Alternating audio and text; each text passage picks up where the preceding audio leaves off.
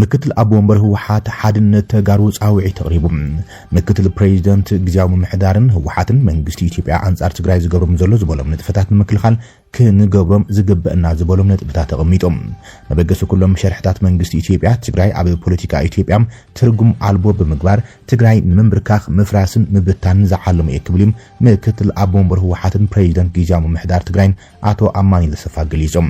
ኣብ 2013 ሕጊ ምኽባር ዝብል ሽም ሂቦም ወራርን ግፍዕን ፈጽሞም ሕዝቡን ዝገበርዎ ወራሪ ይኹን ኩናት ሽም ንምውጻም ዘሳሕብ ቦታታት ብምባል ከውሊ ተግባር ጥፋኣቶም ክኸውን ዝመዝዎ አጀንዳ ይክብልም ምክትል አቦ ወንበር ህወሓትን ምክትል ፕሬዝዳንት ግዛው ምምሕዳርን አቶ አማኒ ለአሰፋ ገሊጾም መንግስቲ ኢትዮጵያ ቅድሚ ኩናት ሒዝቦም ዝነበረ አጀንዳታት ጥፋኣት ብኩሉ መልክዕ ትግራይ ናይ ምድኻም ፖሊሲ ትግራይ ኣንበርኪኻም በቲንካ ትርጉም ናብ ዘይብሉ ብርኪን ሙራድ ትግራይ ክትኹርመ ክትብተን ክትጸብብ ክትዳኸም መተንፈሲ ክትስን ኣለዋ ብምባልዮም ብቐጻሊ ኣብ ልዕሊ ትግራይን ህዝባን ዝፍጸም ዘሎ ዝኸፍአ ተግባር ክብልም አቶ አማኒኤል ተዛሪቡ ብድምር ድማ ትግራይ ኣብ ፖለቲካ ኢትዮጵያ ትርጉም ኣልባ ብምግባር ትግራይ ምምብርካኽ ምፍራስን ምብታን ዕላምኡ ዝገበረም መበግሱ ኩሎም ሸርሕታት መንግስቲ ኢትዮጵያ ክብልም አቶ አማኒኤል ንዲደብሊው ተዛሪቡ መንግስቲ ኢትዮጵያ ኣብ ልዕሊ ትግራይ ኣብ እዋን ኩናት ዝነበሮ ድሌቶም ብሓይሊ ናይ ምፍጻም ከይዲ ድሕሪ ስምምዕነት ፕሪቶሪያ ደው ዝብሉ ኣይኮኑን ዝበለም አቶ አማኒኤል ኣብ ውዕሊ ሰላም ፕሪቶሪያ መሰረታዊ ጉዳያት ህልውናን ድሕነትን ህዝቢ ትግራይ ዝተወረረ መሬት ትግራይ ናብ በዓል ዋኑ ክምለስ ዝተመዛበለ ህዝቡ ናብ ዓዱ ክምለስ ትግራይ ናብ ሕገ መንግስታዊ ቁመና ክትምለስ ዝብልን እዚ ቁልጡፍ መፍትሒ ክረክብን ክፍጸምን ዝእዝዝ ዋላ እኳ እንተኾነም መንግስቲ ኢትዮጵያ ግና አንጻሮም እምበር ብልክዕ ከፈጽም ኣይከኣለን ኢሎም መንቀሊ ኩናት ፖለቲካዊ ጉዳያት እምበር ጉዳያት ከባቢታት ኣይነበረን ዝበለ አማኒኤል ንኩናት መንቀሊ ኣብ ዘይኮነ አጀንዳ ግን ድማ ውፅኢት ኩናት ኣብ ዝኾነ ጉዳይ ምክንያት ብምግባር ሕዝቡን ኩናት ክቐጽሉም ትግራይ ህዝብን ዓድን ኣልቦን ምግባርዮም ዝሰርሕ ዘለዉ ብሃጎም ስለ ዝኾነም ይብል አቶ አማኒኤል ትግራይ ዝምልከት ብመሰረታዊ ዕላማ መንግስቲ ኢትዮጵያ ብጂኦግራፍን ብዲሞግራፍን ናይ ምምብርካኽ ኣምር ኮይኑ ኣብ ኢኮኖሚም ኣብ ስርዓት ንግዲ ኣብ ነዳዲ ኣብ ባንክን ስርዓት ፋይናንስን ኣብ ምዕጻው ምትእጓልን ሓገዛት ኣብ ምዕጻው ብሄራዊ ረባሕታት ትግራይ ምዝራግ ሰላምን ህውከታት ምብዛሕን መፈጸሚ አጀንዳ ጥፋት ስርዓትዮም ብቐንዱ ትግራይ ምምብርካኽ ድማ ምብታን ዓዲ ኣልቦ ምግባርን ስለ ዝኾነ ክብልም አቶ አማኒኤል ተዛሪቦም ሕዚ መላእ ህዝቢ ትግራይ ኣብ ትሕቲ ከቢድ ብሄራዊ ሓደጋ ህልውና ኣለና ካብ ዝብል አጀንዳ ክንብገስ ይግባእ ዝበለ አማኒኤል ኣብ መዋጽእታት ንምከር ክብል ጸዊዖም መንግስቲ ኢትዮጵያ ብዝሓዞ መንገዲ አንጻር ትግራይን ተቐሲሎም ንሕና ከም ተጋሩ ዘድልየና ኣብ መሰረታዊ ብሄራዊ አጀንዳታትና ዘዕስል ሓድነትና ምጥንኻር ክብል ገሊጾም ሎም ቅነ ኩሉ ትግራይ አንጻር ውሳነ መንግስቲ ኢትዮጵያ ዘርኢ ግብረ መልስውን ንኢደሎ እቲ ምክትል መራሒ ህወሓት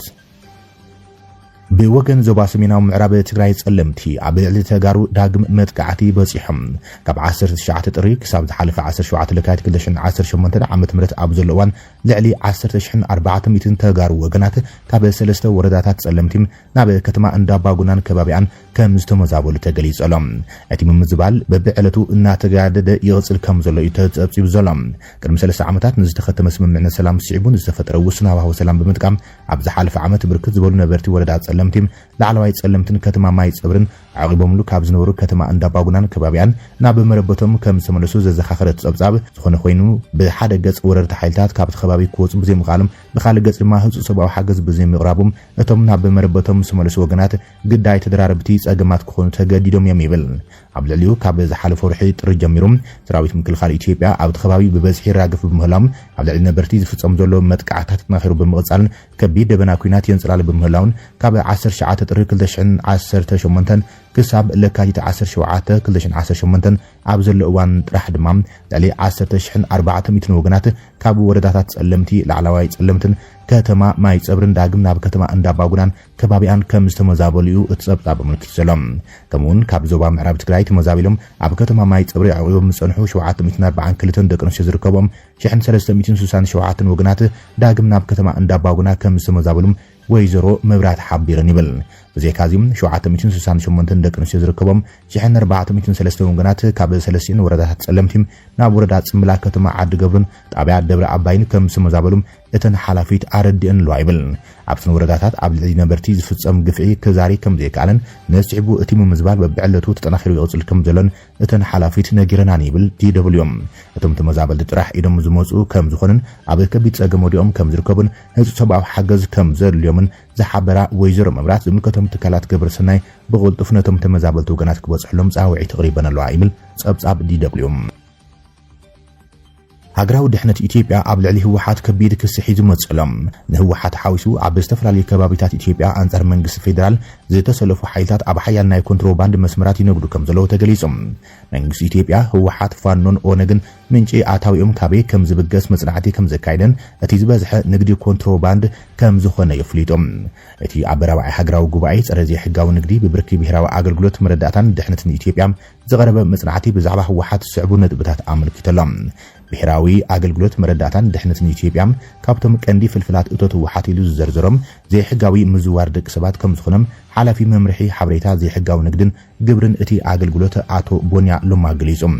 ህወሓት ብሰፊሑ ኣብ ንግዲ ደቂ ሰባትን ምስጋር ስደተኛታትን ተዋፊሩ ከም ዘሎም ተኸሲሱ ዘሎም ከም ሓበሬታ እቲ ትካል ኣብ ትግራይ ተዘርጊሑ ዘሎ መስመር ንግዲ ደቂ ሰባት ካብ ሓደ ሰብ ክሳብ 4500 ዶላር ብምእካብ ንምንቅስቃስ ዕጥቃዊ ሓይሉም ዝኸውን ርኡይ ፋይናንሳዊ እቶት ይረክብ ከም ዘሎ እዩ እቲ ጸብጻብ ምልክት ዘሎም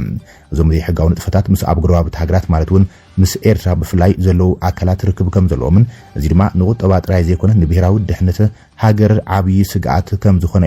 እቲ ሓበሬታ ምልክቶም ካልኦት ኣብ ኢትዮጵያ ዝንቀሳቐሱ ሓይልታት ቀንዲ ምንጪ እቶቶም ካብ ወጻኢ ሃገራት ዝለኣኽ ሓገዝ ዘይኮነስ ኣብ ውሽጢ ሃገር ዝካየዱም ሰፊሕ ናይ ኮንትሮባንድ ንግዲ ምዃኖም ብሄራዊ ኣገልግሎት መረዳእታን ድሕነትን ኣፍሊጦሎም ቅድም ኢሉ በዞም ጉጅለታት ዝእከብ እቶት ካብ ወጻኢ ሃገራትን ዲያስፖራን ዝርከብ ዝመስል እኳ እንትነበረም ዝተኻይዱ መጽናዕታት ግናም ተጻራሪ ውጽኢት ከም ዝረኣዩ ኣመልኪቱ ሰላም ሓላፊ መምርሒ ሓበሬታ ዘይሕጋዊ ንግድን ግብርን ብሄራዊ ኣገልግሎትን መረዳእታን ድሕነት ኢትዮጵያ ኣቶ ቦንያ ለማ ከም ዘሎም ኣብ ዝተፈላለዩ ከባቢታት ሃገር ዝንቀሳቐሱ ሓይልታት ዓቕቦም ዝሃንጹ ዘሎም ኣብ ውሽጢ ሃገር ዘሎም ናይ ቁጠባ መርበባት ብምጥቃም ዝረኽቡ እቶት ኢሎም ኣብ ክልል ኦሮሚያ ዝንቀሳቐስ ጉጅለ ዕጡቕ ኦነግ ኣብ ኮንትሮባንድ ንግዲ ወርቅም ሓሽሽን ነዳድን ልዑል ተሳትፎ ብምግባር ቆጠቡ የጠናኽር ከም ዘሎ እዩ ተሓቢሩ ዘሎም ብተመሳሳሊ ኣብ ክልል ኣምሓራ ዘሎ ጉጅለ ዕጡቕ ፋኖ እውን ምስ መስመር ኮንትሮባንድ ጥቡቕ ርክብ ብምፍጣር ንዕጥቅን ንማህያን ዕጡቓት ዝኸውን ገንዘብ ከም ዝረኽቡ እዩ ገሊጾም እዚ ሓበሬታ ዝወፀ ቤት ምክሪ ንግድን ዘፈረ ማሕበራትን ኢትዮጵያ መዳረግቲ ኣካላት ዘሳትፈ መበለ ራብዓይ ሃገራዊ ጉባኤ ጸረ ዘይሕጋዊ ንግዲ ኣብ ዘካየደሉ እዋን እዮም ኣብቲ ጉባኤ ከም ስልዓለም እቲ ሃገር ልዑል ናይ ወጻኢ ሸርፊ ኣውፅያ እትእትዎ ነዳዲ ብደቡብ ኢትዮጵያ ኣቢሎም ብከቢድ ኩነታት ናብ ወጻኢ ከም ዝወፀም ተረጋጊጾሎም ብተወሳኺ ብሽም ሓደ ኤርትራዊ ዜጋ ጥራይ ልዕሊ 26 ዝተፈላለዩ ናይ ባንክ ሕሳባት ተኸፊቶም ንልዑል ምዝዋር ገንዘብን ንስራሕቲ ኮንትሮባንድን ይውዕሉ ከም ዘለዉ ተገሊጾሎም እዚ ገንዘብ እዚ ናብ ናይ ወጻኢ ሸርፊ ተቐይሮም ናብ ወጻኢ ሃገር ምዝዋሩ ንቁጠባት ሃገር ብጽኑዕ ይጎድኦ ከም ዝነበረ እቲ ጸብጻብ ምልክቶም ምክትል ፕሬዚደንት ቤት ምክሪ ንግድን ዘፈር ማሕበራት ኢትዮጵያ ወይዘሮ አይናለም አባይነህ ብወገናም ዘይሕጋዊ ንግዲ ካብ ቁጠባዊ ሃሳይ ሓሊፉም ሃገራዊ ስጋት ድሕነት ምዃኑ ገሊጾም እቲ ቤት ምክሪ ንሕጋዊ ነጋዶ ካብ ውድድር ወጻኢ ዝገብር ዘሎም ዘይሕጋዊ ተግባር ንምግታእ ምዝምልከቶም ናይ መንግስቲ ትካላት ተዋዲዶም ይሰርሕ ከም ዘለዉ ኣፍሊጦም ባይቶ ጸጥታ ሕብራት ሃገራት ብስንኪ ኩናት ሱዳን ንርባዕተ ኣዘዝቲ ሰራዊት RSF እገዳ ኣውጀሎም ባይቶ ጸጥታ ሕብራት ሃገራት ዝሓለፈ ሰሉስ ኣብ ዘካይዶ ኣኼባም እገዳታቱም ንኣርባዕተ ላዕለዎት መራሕቲ ሓይልታት ቁልጡፍ ደገፍ RSF ኣብ ዝርዝር እገዳታት ኣንቢርዎም እቲ ብ17 ልካት ዝቐረበ እማመ ነቶም ኣርባዕተ ኣዘዝቲ ኣብ ትሕቲ ብውሳነ 1591 ዝተቐመጠ ስርዓት እገዳ ንምሓዝ ዝዓለመ እዮም እቶም ስጉምታት ኣብ ሱዳን ዝካየድ ዘሎ ኩናት ንምግታእ ዝዓለመ እገዳ መግሻን ምዕጻው ንብረትን ዘጠቓልዮም ካብቶም ዝመዘዙ ምክትል መራሒ ሰራዊት RSF ሓው ንኣዛዚ ናይቲ ጉጅለ ዝኾነ መሐመድ ሓምዳን ደጋሎ ሕመቲ ዓብድራሂም ሓምዳን ዳግሎን ይርከቦም እቲ እገዳ ንኣዛዚ RSFን ሰሜን ዳርፉር ጌዶ ሓምዳን ኣሕመድ ብኣቡሉሉ ዝፍለጥ ብርጋዴር ጀነራል አልፋታህ አብደላ አድሪስን እውን ኢላማ ዝገበረ እዩ ብኣልዓዛር ሳሊም ዝፍለጥ ኣዛዝ ሜዳም ቲጃኒ ኢብራሂም ሙሳ መሐመድ እውን ኣብ ዝርዝር እገዳ ተቐሚጦሎም ሕብረት ኣውሮፓ ብሪጣንያ ኣሜሪካን ቅድሚ ሕዚ ኣብ ልዕሊ ጌዶ ሓምዳን አልፋታህ አብደላን ቲጃኒ ኢብራሂምን ውልቀ እገዳ ኣንቢረን ነይረን ኣብ ከተማ ኤልፈሽር ሰሜን ዳርፉር ኣብ ዝተፈጸመ ግሰ ሰብኣዊ መስላትን ገበናትን ዝነበሮም ተራ ተጠቒሶም እሱ ጉምቲ ኣብ ሱዳን ዝካየድ ዘሎ ኩናት ሳልሳይ ዓመቱ ኣብ ዝቐርበሉ ዘለዋን እዮም ህግራዊ ጸቕጢ ኣብ ልዕሊ መሪሕነት RSF ርኡይ ምዕባለም ከም ዝረኣይ ዘመልክት እዮም እቲ ግጭት ብሚልዮናት ዝቑጸሩ ሰባት ኣመዛቢሉ ንገለ ክፋላት ሃገር ድማ ናብ ኣፍ ደገ ጥሜት እዩ ኣሳጢሕዋ ዘሎ ፕሬዚደንት ዩጋንዳ ምስ መራሒ RSF ድሕሪ ምርኻቡ ወዲ ጀነራል ካይናር ጉባን ጀነራል ሕመቲ ምስ ሂትለር ኣነጻጺሩ ነቒፎም ወዲ ፕሬዚደንት ዩጋንዳ ዩዌሪ ሙሴቬኒ ኣዛዚ ሰራዊት እቲ ሃገር ዝኾነ ጀነራል ሙሃዚ ካይናር ጉባም ነቲ ኣብ ቀረባ እዋን ናብ ሃገሩ በፂሑ ምስ ኣቦኡ ዝተራኸበ መራሒ ሓይልታት ህጹጽ ደገፍ RSF ተጽቢት ዘይተገበረሉን ተሪርን ዝተባሃለ ነቐፌታ ኣቕሪብሎም ጀነራል ሙሃዚ ካይናር ጉባ ዝሓለፈ ሰኑ ምሸት ኣብ ማሕበራዊ መራኸቢታት ኣብ ዘርግሑ መልእኽቲ ንመራሒ RSF ጀነራል መሐመድ ሓምዳን ደጋሎም ገበነኛ ኢሉ ብምጽዋዕ ደም ኣሽሓት ጸለምቲ ኣብ ኢዱ ኣለዎ ክብል ገሊጽዎም እቲ ጀነራል ወሲኹ RSF ንጹሃት ጸለምቲ ሰባት ብምቕታል ጅግነት ይስምዖም ሂትለር ኣብ ኦሽዊትዝ ንኣይሁድ ብጋዝ ክጭፍጭፎም እንከሎም ጅግነት ከም ዝተሰምዖም እግመት ክብልም ነቲ ትካል ምስ መራሒ ናዚ ኣዶልፍ ሂትለር ኣነጻጺርዎም ድሕሪ ሞት ኣቡኡ ስልጣን ክሕስተት ብዝግበረሉ ኣዛዝ ሓይልታት ምክልኻል ዩጋንዳ ካይናረጉባ ሰራዊት RSF ኣብ ሱዳን ቅድሚ ምዕዋቶም ምስ ኩሎም ጸለምቲ ኣፍሪካውያን ክቃለስ ክግደድ እዩ ከምኡ ንኽኸውን ግን ፈጺሙ ዕድል ኣይክረክብን ክብልም ንጀነራል ሕመቲ ነቒፎም እቲ ንእትወሰነ እዋን ንRSF ብድምፂ ዝነቅፍ ዝነበረ ዩጋንዳዊ ጀነራል ብ1968 ኣብ ምዕርፎ ነፈርቲ ኢንተበ ጆሆ ምድሓን እስራኤላውያን ስርሒት ዝተቐተለም ሓው ንቀድማይ ሚኒስትር እስራኤል ቤንጃሚን ኔታንያሁ ዝኾነም ዮናታን ኔታንያሁ ሓወልቲ ክትከለሉ ከም ዝደልዩ ገሊጾም እቲ ጀነራል ኣብ ኤክስ ገጹ ከምዚ ክብል ይጽሒፉ ንዝሓለፉ 4 ዓመታት ጎይታ ኢየሱስ ክርስቶስ ብሕልምን ራእይን ተራእኒ ኣብ ኢንተበ ሓወልቲ ጆናታን ኔታንያሁ ስራሕለይ ኢሉኒዮም ክትገብር ኣይትፍራሕ ኢኻ ክብል ነጊሩኒ ክብልዮም ኣዘራራቢ ዝኾነ መልእኽቲ ሓሊፎም ብልጽግና ብኽልተ ሞት ተቐርቂሩሎ ክትብል ኤርትራ ደምዲማ ሞት ስርዓት ብልጽግና ብጽምዶ ህዝብታት ዞባ ቀርኒ ኣፍሪካ ክፍጸም ይድማይላ ብልጽግና ንየናይ ሞት ይሓሪ ኣብ ትሕቲ ዝብል ዝተዘርግሐ ሓተታ ሚኒስትር ዜና ኤርትራ ንመንግስቲ ኢትዮጵያ ካሕዳይ እናበለ ጸዊዕዎም ብሳምባ ኤምሬትስ ዘተንፍስ ዕሱብ እምበር ኣብዚ እቶ ዝበሃል ናይ ባዕሉ ፖሊሲን ስትራቴጂን ዘይብልዮም ብምባል ዝገልጾ ሚኒስትር ዜና ስምምዕነት 2018 ክሒድና ብምባል እውን መረረታ ኣዘኻኺራ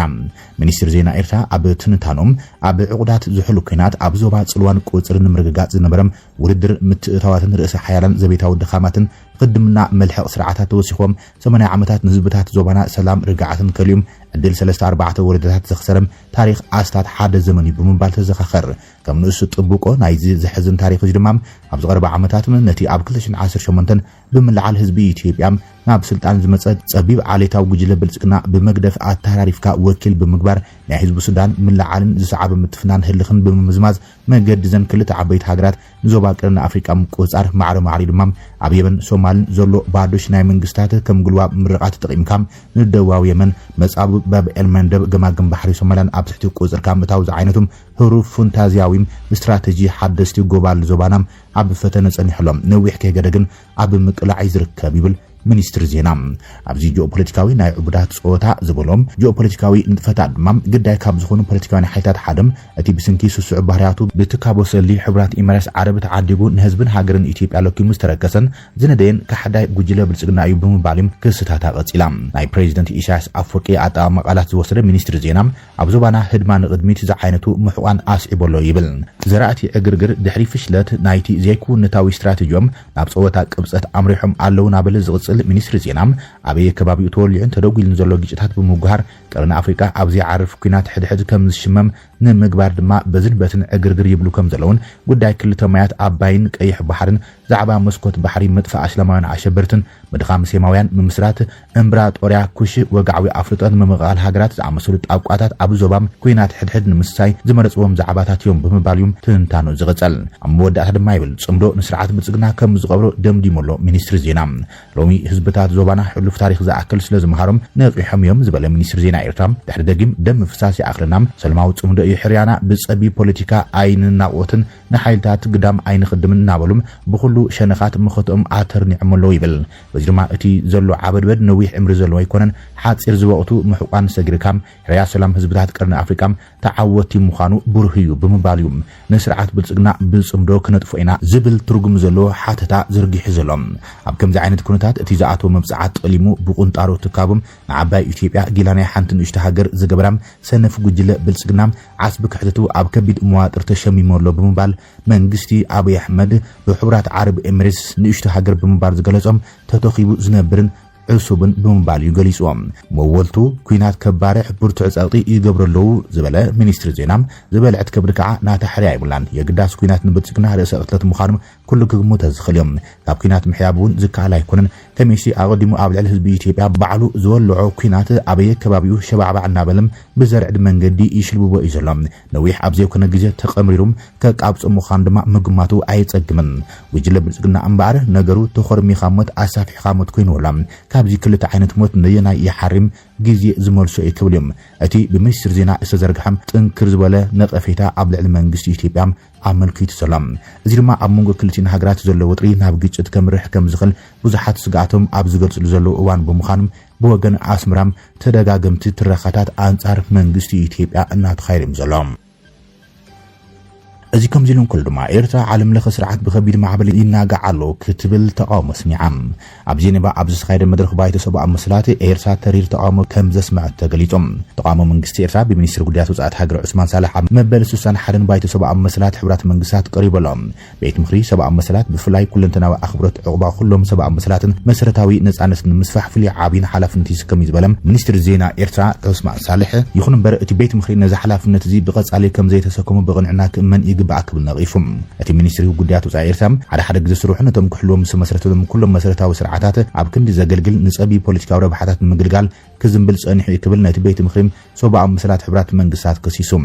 እዚ ኣንፈት እዚ ክቅየር ኣለዎ ዝበለት ኤርትራ እቲ ብስንኪ ሸለልተነት ኣብ መንጎ ሃገራት ዝፍጠር ዘሎም ምሽርሻር እምነትን ብዙህነታዊ ምትሕጋዝ ተወፋይነት ምድኻምን ንምጽጋኑ ኣጸጋሚ ክኸውን ክትብል እያ ኣጠንቂያ ኤርትራ ኣብ ልዕሊ ሃገራት ዝግበር ፍሉይ መርማሪ ወይ ድማ ሃገር ተኮር ውሳነታትን ፖለቲካዊ ዕላማም ዝጥቀምሉ መሳርሒ ከም ዝኾነ ኣብቲ መድረኽ ተኸላኺላ እዚ ኣገባብ እዚ ፍትሓዊ ከም ዘይኮነን ላዕላውነት ሃገራት ዝግህዝ ከም ዝኾነ ድማ ኣስሚራት ልያ ኣብ ቀርኒ ኣፍሪካ ዘሎ ጸግማት ብናይቲ ዞባ ሃገራት ክፍታሕ ከም ዝግባም ዘተሓሳስበ ሚኒስትር ጉዳያት ወጻኢ ኤርትራ ካብ ደገ ዝመጽእ ኢድ ምእታው ግን ነቲ ኩነታት ከም ዘጋዶን ንሰብኣዊ መስላት ከም ዝጎድአን ገሊጻ ኣብ መድረኽ መበል 61 ባይቶ ሰብኣዊ መስላት ሕብራት ሃገራት ቀሪቡ ራእይ ኤርትራ ንጽሩዩ ዝበለ ሚኒስትር ጉዳያት ወጻኢ ኤርትራ ዑስማን ሳልሕ መሰረታዊ መሰላት ነጻነትን ዝመስሉ ልምዓት ሓዊሱም ዝሰፍሓሉ ዝሕለወሉን ዝኽበረሉን ብልጽግትን ርእሳ ዝኻለትን ሃገር ንምህናጽ ዘለና ጽኑዕ ተወፋይነት ቀጻሊ እዩ ክብል ተዛሪቡ ተወሳኺ ኤርትራ ኣብቲ መድረኽ ምዚ ቤት ምክርን ኣባላቱን ብመንፈስ ሃናጺ ርክብ ንምግባር ዘለዋ ጽኑዕ እምነት ገሊጽ ኣይብል እዚ ድማ ብመንፈስ ሓብራዊ ኣኽብሮት ላዕላውነት ልምዓት ነዊሕ ዝጸንሕ ናይ ሓቂ ምሕዝነት ንምዕባል ዝዓለመ እዩና ኣብ ስራሕ እዚ ቤት ምክሪ ብቕንዕናን ምስታፍ እግራዊ ምትሕጋዝ ምስፋሕ ከምኡን ነቶም ናይ ሰላም ፍትሕን ተፈጥሮኣዊ ክብሪ ኩሎም ደቂ ሰባትን ዝብሉ ሓብራዊ ዕላማታት ብሓባር ንምስራሕ ድልዋት ኢና ክብል ሚኒስትር ጉዳያት ወጻኢ ኤርትራ ኣቶ ዑስማን ሳልሕ ኣብቲ መድረኽ ተዛሪቡ ይኹን እምበር ኤርትራ ኣብ ትግራይ ኣብ ዝተኻየደ ጆኖሳይዳዊ ኩናት ዝፈጸመቶም ዘስካሕክሑ ገበናት ስዒቡ ኣብ ልዕሊ ቀንዲ ኣዘዝቲ ሰራዊትን ከምኡን ሃገራዊ ድሕነትን ማዕቐብ እገዳታት ኣሜሪካን ሕብረት ኣውሮፓን ከም ዝተገበረሎም ዝፍለጥ እዮም እዚ ከም ዝልን ከሎ ኣብ ውሽጢ ኤርትራ መንግስቲ ኤርትራ ከበቲ ጥሕሰት ግህሰት ሰብኣዊ መሰላት ይፍጽሙ ከም ዘሎን ዜጋታት ብዘይ ፍርድን ብዘይ ዝኾነ ሕጋዊ መስርሕን ተጨውዮም ዝእሰሩልን ዝጠፍኡልን ኣገባብ ከም ዘሎን ኤርትራ ድማ ናይ ኣፍሪካ ሰሜን ኮርያ ብምባል ብከቢድ ክሲ ሰብኣዊ መሰላት እትፍለጥ ሃገር ምዃና ዝፍለጥ እዮም